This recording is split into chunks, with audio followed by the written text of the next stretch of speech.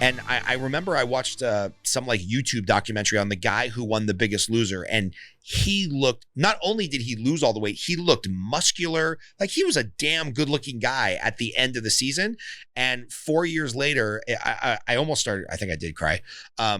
Because I don't cry over my own life, but anybody else who has an emotional hiccup, I bawl like a little girl. He's at Target and he's buying the scale, and they had The Biggest Loser scale, and he was on it, and he's like, the Biggest Loser scale only goes up to 500 pounds and I'm maxed out. And I'm like, oh, so that show didn't do shit for you. That diet didn't do shit for you. And it's funny. Every time I see your post, I think of that really? Clip. And I'm like, yeah, the diets clearly don't work. So what does work? You mentioned adding some things into your food. Like you said, some things into your food. Yeah. And being aware of what you're eating.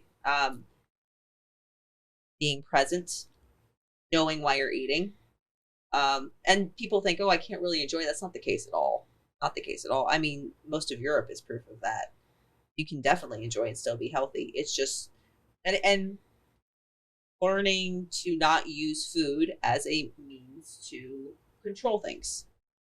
Not using food as a means to control things, or to hide, or to self-medicate, or cope.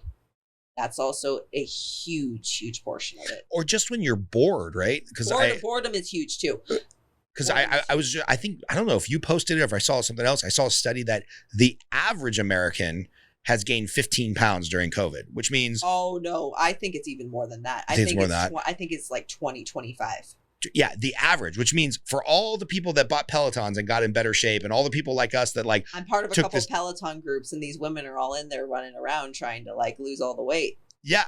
But for those people that lost weight, that means there's other people that gained 30 or 40 or 50. And I think part of that is like, you're stuck at home. There's a convenience factor of like, walk by the fridge, go into the kitchen. Well, you get an endorphin, you get a little dopamine rush every time you indulge in anything that's, people say it's sugar. 9 times out of 10, it's not sugar. It's highly palatable foods. So cookies, brownies, chips, things like that have a high sucrose or glucose or carbohydrate and fat content. They're highly palatable, and they're literally engineered to stimulate that response within your taste buds, and it gives you that little rush. So yes, there's also that sort of neurotransmitter. They're actually working on a drug right now that will help shut that off.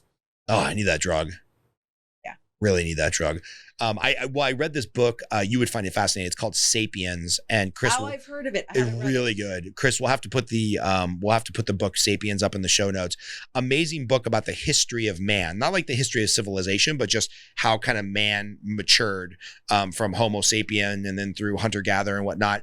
And it talked about how they've villainized these, high fat, high sugary, easily to digest carbs, because if you go back to the plains of Africa, if you were a human with a life expectancy of about 20 years and you happened to stumble upon a fig tree, you stayed at that fig tree until you picked it dry, and you had every single piece of sugar that was on there because you needed to sustain. And you just go to the grocery store and it's super easy. Dude, forget about the grocery store. I go to Best Buy to buy a cable for one of these mics. It's there in the line. And there's a line of checkout sugar and food. I'm like, why are they selling me licorice at Best Buy? So when I'm saying diets don't work and like you can eat anything, yes, the food industry is fucked up.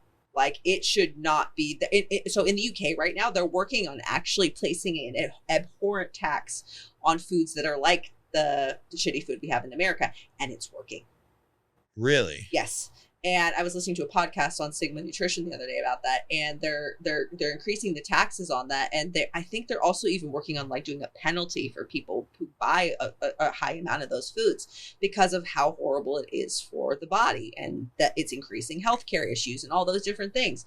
So I'm not saying like you go and eat a bunch of chips, and that's not what I'm saying. I'm saying I have people, and I know people who literally eat cookies every day and bread every day and these different like taboo foods, and they maintain and even lose weight and have amazing health markers. So it's just that black and white, everything's so black and white, and it's restrictive, and that's not, for God's sakes, life is fucking horrible enough at times. We restrict ourselves in so many different ways. Why do we have to do that with our food, which is meant to be enjoyed within moderation and with a little bit of credence and information. Yes. So that's kind of like my perspective on it. Yeah, I need to learn how to eat a Oreo instead of like a box of Oreos. So as soon as they can create that pill where it's like you get a little bit of stimuli and then you're like, all right, I'm good. Well, believe it or not, you actually only taste for the first couple bites. Really? And then the rest is just habit? The rest is habit. Oh, man. You're making me feel really bad about my previous Oreo consumption. Sorry. We're okay. Oreos with peanut butter are great. Cool.